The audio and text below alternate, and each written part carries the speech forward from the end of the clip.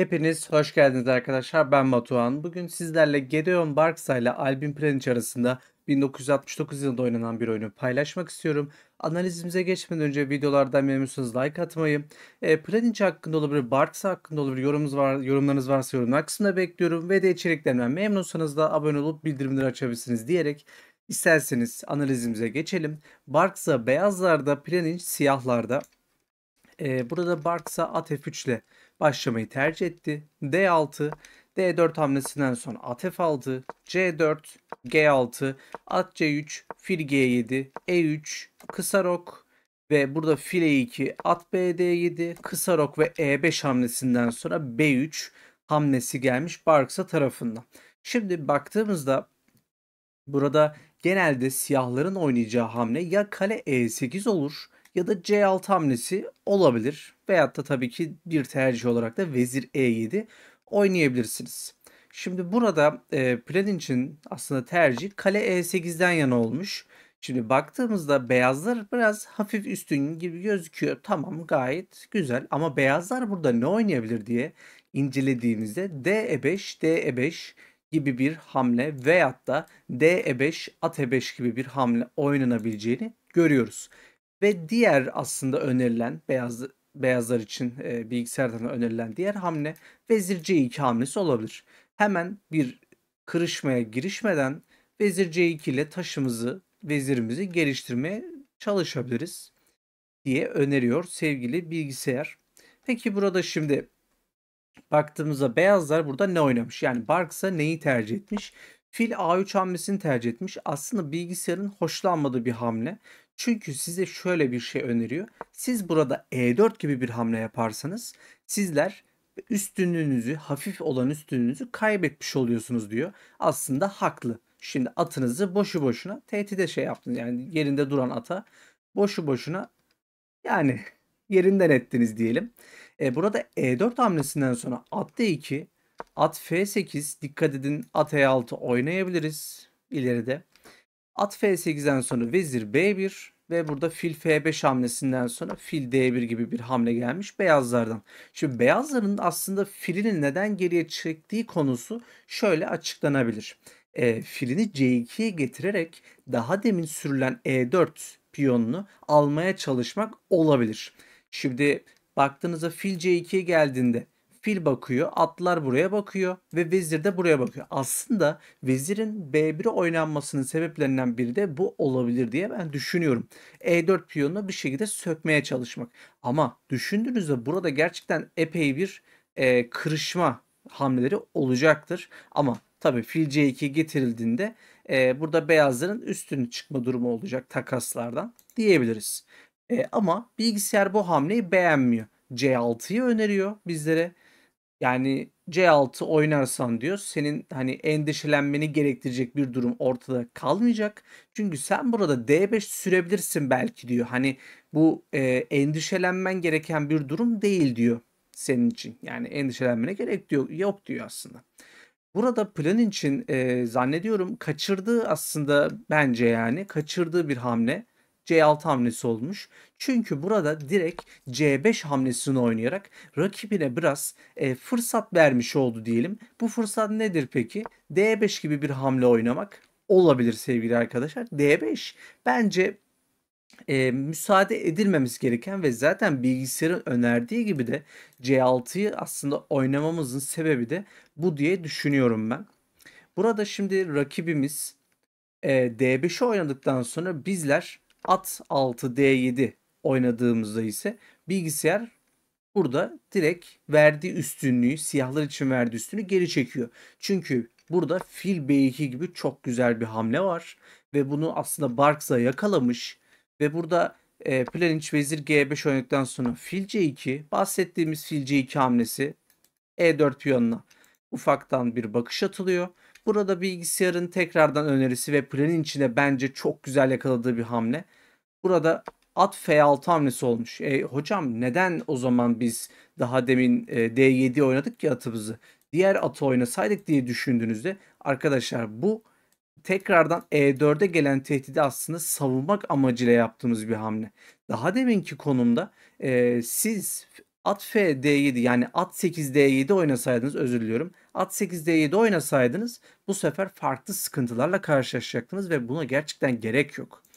O sebeple at F6'yı bilgisayar beğenmiş. Peki at E2, at 8 D7 şimdi oynamanızda zaten bir sakınca yok. Herhangi bir sorun yok çünkü taşınız artık bir şekilde daha sağlam koruyorsunuz. Burada at G3 hamlesinden sonra dikkat edin. Beyazlar E4 piyonuna aşırı bir şekilde takılmış durumda ve tabii ki bir şekilde at G3'te de F5 karesindeki fili tehdit ederek geliyorsunuz. Ve plan için bence bu oyunda yaptığı hatalardan, son hatalardan bir tanesi olduğunu düşündüğüm Vezir H4 hamlesi oynanmış oluyor. Şimdi Planinc E4 piyonuna gelen baskının aslında bence nasıl diyelim insan psikolojisi de diyebiliriz buna. E4 piyonuna gelen baskıya dayanamamış olabilecek düşüncesindeyim. Yani nasıl derler ona? Dayanamadığı düşüncesinde olabilirim ama kesin de değilim. Tabii plan için aklında bir şeyler olabilir. Burada vezir H4 oynayarak belki de E4 piyonuna aslında bir savunma getirmeye çalışmış olabilir Planinc. Bilgisayar hiç beğenmiyor bu hamleyi. Çünkü burada F3 gibi muhteşem bir hamleniz var sevgili arkadaşlar. Ve E4'e tekrardan burada bir baskı oluşturmuş oluyorsunuz. Tek bir aslında ufak piyon hamlesiyle diyelim. Şimdi burada vezir H6 oynandıktan sonra ise aslında burada bence ipin koptuğu yer diyelim. Yani kopmaya başladığı yer.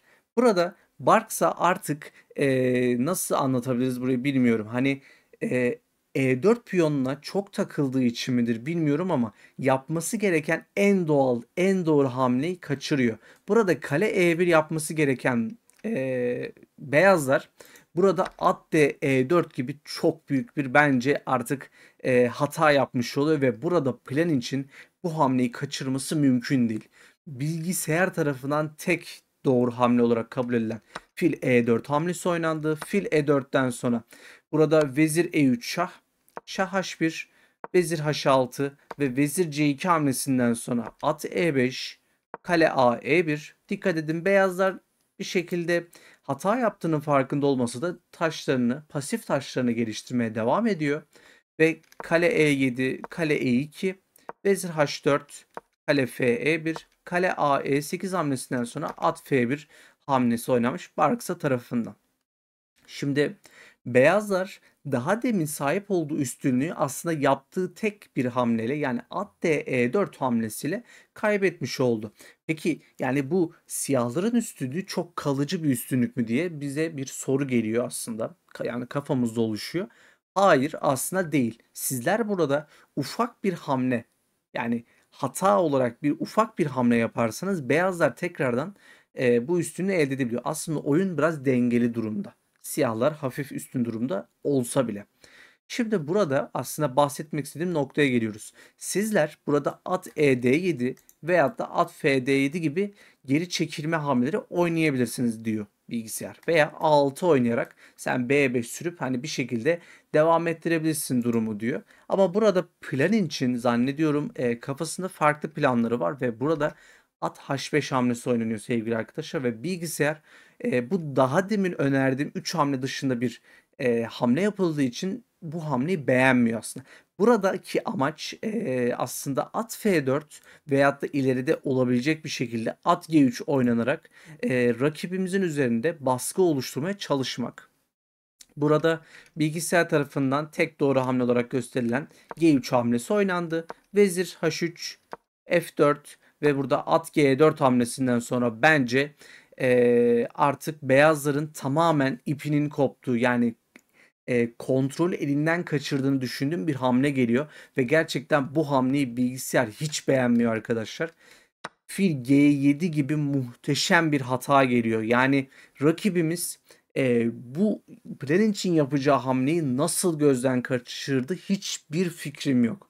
Şimdi önerilen hamleye geleceğim. Beyazlar için önerilen yani konumu dengede tutmanız için önerilen tek bir hamle var. Şah G1 hamlesi. Şah G1'den sonra siz konumunuzu dengeli bir şekilde götürebiliyorsunuz. Hatta ve hatta burada fil B2, vezir B2 alındıktan sonra herhangi bir sıkıntınız yok. Atlar ve vezirler buralara doğru baksa bile Sizin herhangi bir sıkıntınız şu anda yok. Tabii ki hata yapmadan götürmeniz şartıyla. Peki hocam şimdi, ne oldu yani biz burada fil aldık diye neden böyle bir şeyle, hani, neden böyle büyük bir soru işareti çekti bilgisayar diye düşündüğünüzde arkadaşlar burada muhteşem bir hamle var ve bu sizin yakalayabileceğiniz bir hamle olursa, yani bu hamleyi görürseniz bence çok önemli bir bulmacayı çözmüş olursunuz ve Planinc bence bu muhteşem hamleyi çok güzel yakalamış. Peki bu hamle nedir? Hemen gösteriyorum. Bu hamle sevgili arkadaşlar ve Barksa'nın da kaçırdığı aslında bu güzel hamle kale E4 hamlesi. Ve kale E4 hamlesiyle gerçekten Planinc artık oyun ortasındaki gücünü ve tabii ki etkinliğini de diyelim arttırmış oluyor. Kale E4 peki bize ne sağlıyor? Ben burada kalemi neden bırakıyorum? Neden böyle bir şey yapıyorum diye düşündüğünüzde aslında burada bir varyantımız var. Siz eğer kaleyi almayı kabul ettiğinizi varsayıyoruz. Burada kale E4 ve kale E4 almanız bence pek sağlıklı olmayacaktır ama kale E4 alındıktan sonra zaten gördüğünüz gibi vezir F1 gibi bir hamleniz var.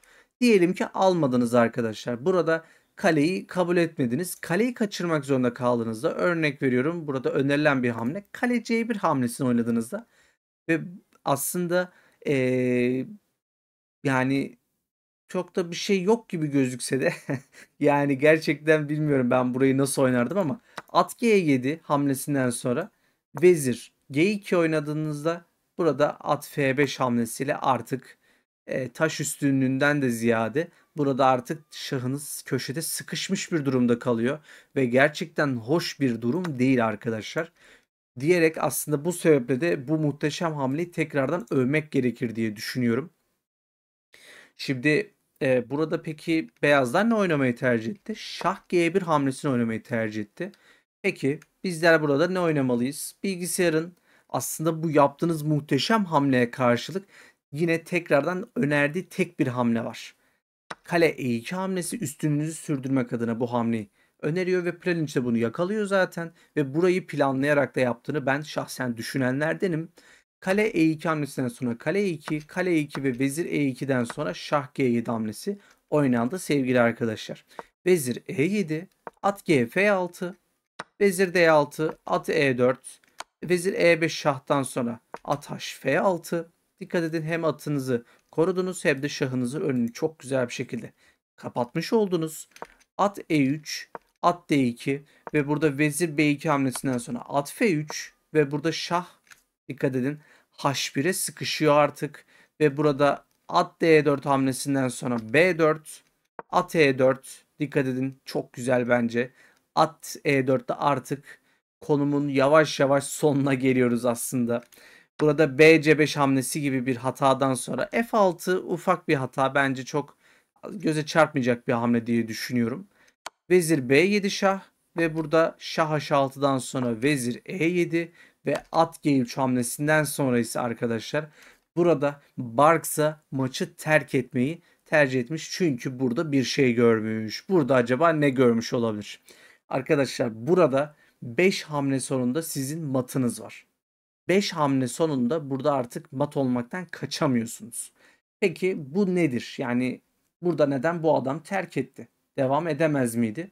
Arkadaşlar burada sizin oynayabileceğiniz en iyi hamle şah G1 hamlesi ve burada da at G E2 hamlesinden sonra şah F2 oynayabilirsiniz ya da şah H1'i oynayarak daha da kısa sürede mat olabilirsiniz ama burada en hani şey olanı verelim. En dirençli olanı verelim.